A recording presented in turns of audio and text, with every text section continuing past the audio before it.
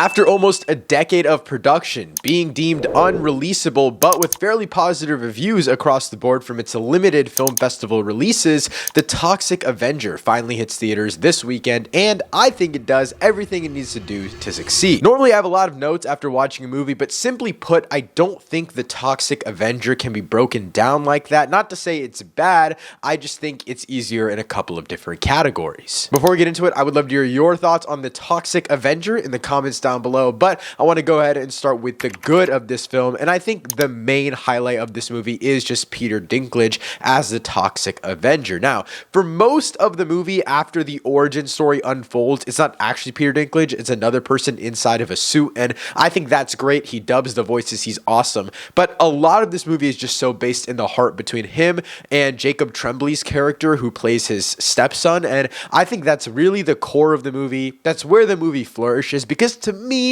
it didn't do much else outside of that. I don't really find the Toxic Avenger to be a super interesting and compelling character, and I'll get into that later when talking about the mixed and the bad, but I still do think that the movie delivers enough, carried by Peter Dinklage's early aspects of the performances, especially like in the first act of the film, to where the father-son heart is really what carries this film through and through. The origin is honestly the most interesting part of this movie, at least the evolution of the origin. There's a lot of other characters, like the character that Kevin Bacon plays, who's more so like the villainous aspect, who I don't think he's perfect, and I'll get into that later, but I do think that he allows for some interesting side characters to appear. And that's another great thing about this movie. I think every side character outside of our hero and our villain are great. They're all very, very entertaining. And that's how the origin works so well. There's so many other characters intertwined, and even the story is very basic. The characters make up for that, in my opinion. Before talking more about the characters, I do want to talk about the gore, the practicality, the blood of this movie, because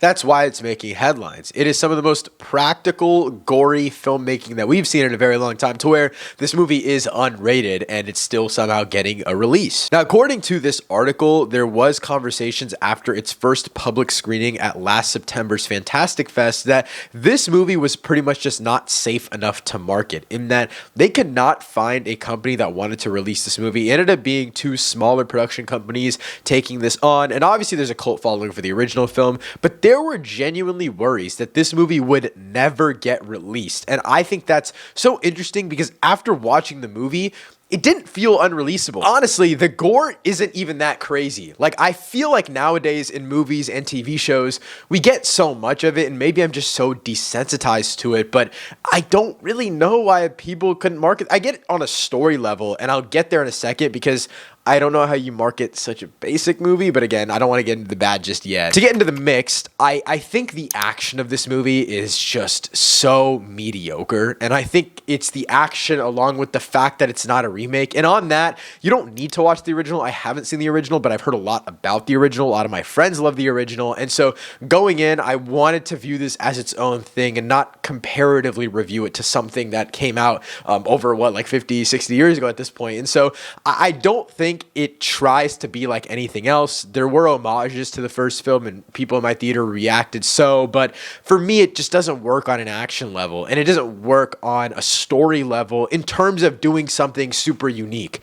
And I think if you're not doing a remake, then you should innovate the story in a very interesting, modernized way, and they don't really do that. It's still a very basic plot. It's a very basic man versus corporation, and you don't get much further than that. And so I'm not sure if the original story was just focused on that, but of course they probably had a very limited budget here, and they probably couldn't do much else with the action, and so the gore kind of takes over. But for me, it's nothing I haven't seen in stuff like Terrifier, and that unrated label felt kind of gimmicky to me because of the whole studio situation with it. But I think if you enjoy the franchise and you enjoy the first movie, this is just like a modern version of that with even cooler practical effects. But finally, to talk about the bad, I don't necessarily think this is a horrible movie, but again, I think the story is just so uninteresting because it's so basic, and that's where I get into the marketing problem of this. Is I don't think it's unmarketable because it's so rated R. Terrifier has a cult fan base, and obviously Terrifier is like a once-in-a-generation new horror icon, so it's really crazy to even compare those, but you know what I'm saying. Marketing-wise, they could have taken this to a different level, and they just never really decide to do that. And I think the problem with that is because of the story. I also was not a big fan of the antagonistic aspects of this film and Kevin Bacon's character and Elijah Wood's characters. There's also like an assistant character here and there. I think in the first half of the movie, they're all interesting, but the second that they all become part of this big Toxic Avenger fight thing at the end, it just feels like it has no stakes. I don't really care about any of these characters, and it all just falls flat by the end. At the end of the day, I don't think the Toxic Avenger is absolutely horrible. It's just the most painfully below average movie ever. I think if you enjoy the original film, or you enjoy overly gory, bloody movies that you don't really give a shit about the story for, I definitely recommend checking this one out, but I don't think it's one you should rush to theaters to see. Honestly, I've seen people talk about how it's just a Tubi movie, and sadly, I have to agree. Overall, I'm going to give the Toxic Avenger a 5 out of 10. Again, if you sit and want to check out the Toxic Avenger, let me know what you think of it in the comments down below. Thank you so much for watching. I'll see you next time. Peace.